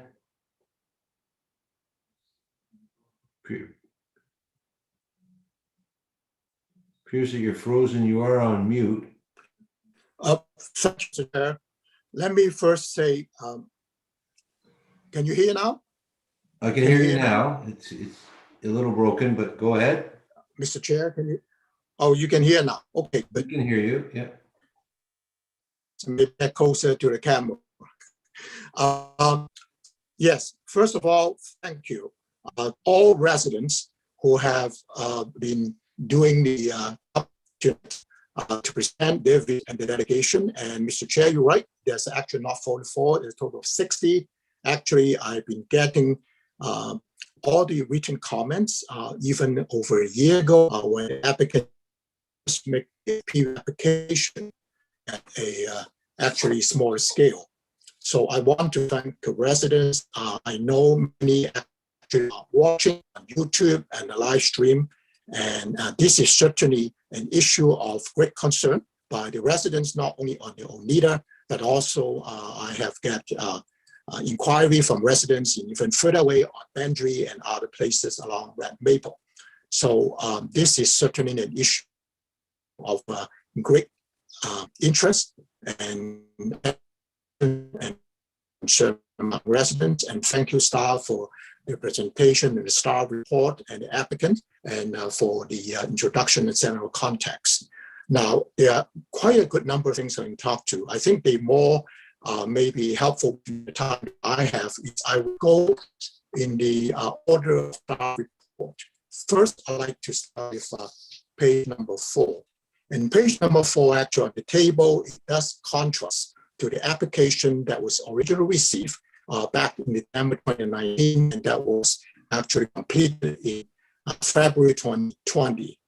I intended to have a committee information meeting like last spring, but of course, because of the pandemic, cannot do it. So come late November, the applicant make an application and increase everything. And as on page 4, it's basically just give an idea. I'm not going to cite the numbers other than it ranges from the density is to about 23% increase, and the total number of units of another 301 of 25% increase. In terms of height, it's average every single building they have in the past at 7 more stories, 29%. If you look at in the order of the staff report, then they're also seeking a number of exceptions that if time allow, I will ask staff about what are the considerations for considering those exceptions, even though it was called site-specific. And then going on along page 7 is talking about that region actually have expectation of 35% would be affordable housing. So far, I haven't seen anything in the proposal. Now, I think the number, page 9, talking about the Red Maple character, and our staff talking about this is relating to the Richmond Hill Center, the study plan. And no doubt, this is within the Richmond Hill Center. So it is an area for intensification, and therefore it does have to create that kind of tension in terms of what the issues that residents are bringing up. Now, I'd like to turn the attention more on page 11, that whereby it talks about that a number of concerns that actually are brought by staff at this point in time. And I'm not going to bullet by bullet, but just to highlight this is from the staff. It's talking about the proposed density greatly exceeds the maximum density.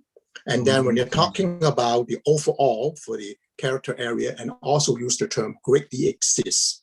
And it is also talking about it's not consistent in terms of the of the other things such as the character area. There's no mixed use. And I'm glad a number of delegates talking about safety. Safety is certainly an issue. And that's related to traffic, which I'll touch on later on. And moving our way along, I think that really the important thing, and I think that the page 12 is really nailed. Page 12 is talking about, this is from the York region. And York region that was actually talking about, they are talking from the region that suggests that this would be deferred in terms of consideration as application be deferred, planning the outcome of more comprehensive, the Richmond Hill Center secondary plan. And why? Because that would avoid the cumulative impact. So I think that is something that really telling on page 12. York region saying it's premature, you should wait. And the other thing that a lot of people, including myself, are concerned about traffic. And unfortunately, the traffic engineers of our city have yet to provide the comments. So, that's your time up, Mr. Mayor, Mr. Acting Mayor, I'd like to move the motion with all the comments indicating the concern about the density, the concern about the height, the concern about traffic, and in relating to that is the safety. And also touching on one last point is that both the teacher and the delegate talking about the school. The school board already indicated at this point in time is capacity is way over the local school. And they actually need one additional elementary school if this is going to be considered. So the last point I want to make is actually interesting, and someone mentioned the owner's name is called Gates of Bayview Townhomes, Inc. So perhaps the consideration is understood they want to intensify, but perhaps will be less number of towers, maybe with some stacked townhomes, and still fulfill that the interest for them to maximize the value of the land. So I want to say that at this point in time, if we have to make a decision, I'm not in support of it the way it is. I'm moving to have all the comments to be received and for staff consideration. Thank you for your indulgence, Mr. Chair. Acting, thank you. Okay, thank you, Councillor. So we have a motion on the floor. Councillor West, you going to second that and you want to speak? Yes, I'll just be brief. I will second the motion to refer all the comments heard tonight back to staff. Thank you to all the residents that came out and spoke. You know, I share some of the frustration of some of the concerns that I heard from the residents when you know, they were told for whatever reason that you know, what was being proposed next to them isn't what ends up being proposed. That is a frustrating and difficult situation. I do understand, you know, on a general level that this area is set for some significant intensification. It's very close to this where the subway is going to end. And, you know, if we're going to be putting densities of this height and so on in there, we want to make sure that we're putting them in the right place. I think this area probably could handle some extra densities, but I think also it needs to be done in a comprehensive way. I do appreciate that, again, I'm seeing from the region of York a comment coming back that says that, you know, they would like to see a comprehensive plan for the whole area. And, you know, I agree with the value of that, as Councillor Chan had said. I think, you know, with the scale of what's being proposed here, you know, a small misstep can make a big difference. And so I think it is very important that we do this very carefully. I would encourage all of the residents that came out tonight to be involved in the official plan review that we're doing right now, because I mean, I realize that it's not as exciting as an individual development application, but I think it's very important, in particularly in an area like this, that is going to see some significant growth pressures and some changes, that their voice be heard at the official plan review stage as well. So I would encourage you to do that. I know Councillor Chan is, you know, easy to talk to and good to reach out to. So I'm sure he can give you all the information about that. So anyway, I don't have, I think I have a number of things that I've read in the staff report that I have notes on. I won't take up the time to talk about that because it's very well written out in the staff report, so it wouldn't be a new comment. But I would suggest that there's probably some changes.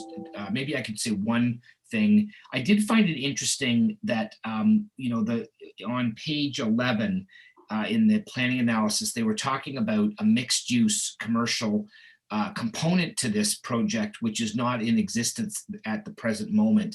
And I think that also speaks to the comprehensiveness of the plan because, you know, if we're going to do mixed use, then let's do mixed use and let's, you know, create destinations and places for value for people in the community.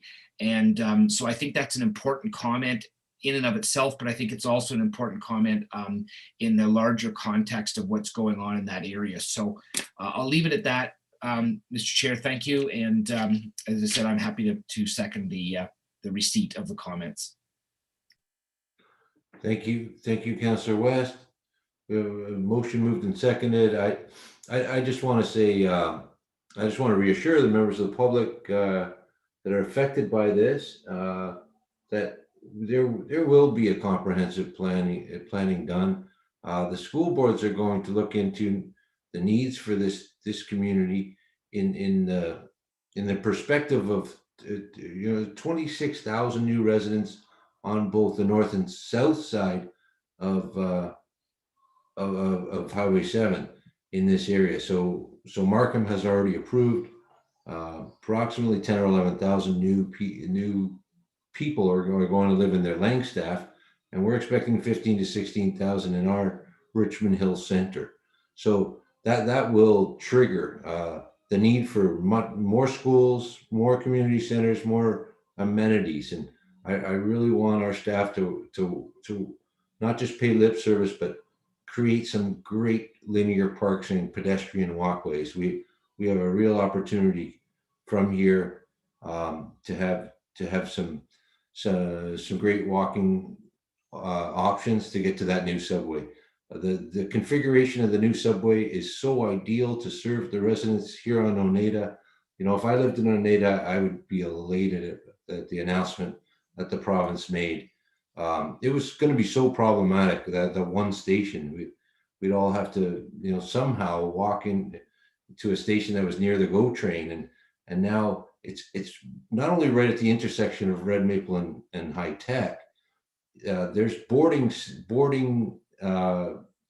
entrances into the station north of High Tech Road.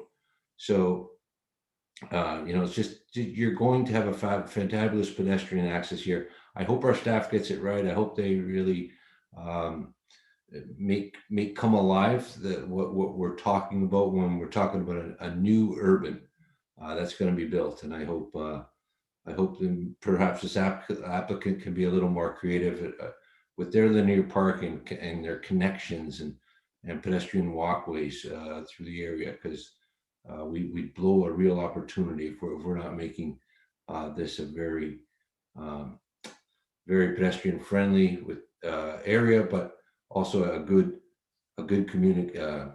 transportation network surrounding this. So I got to put the motion to a vote to receive all the comments.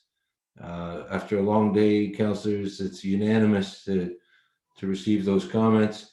I also need a motion in item 3.2 to accept the 60 items of correspondence. Councillor Chan, Councillor Syllabus, all in favor. It's carried unanimously again, and a motion to adjourn from Deputy Mayor Pirelli, Councillor Syllabus, all in favor. Any opposed?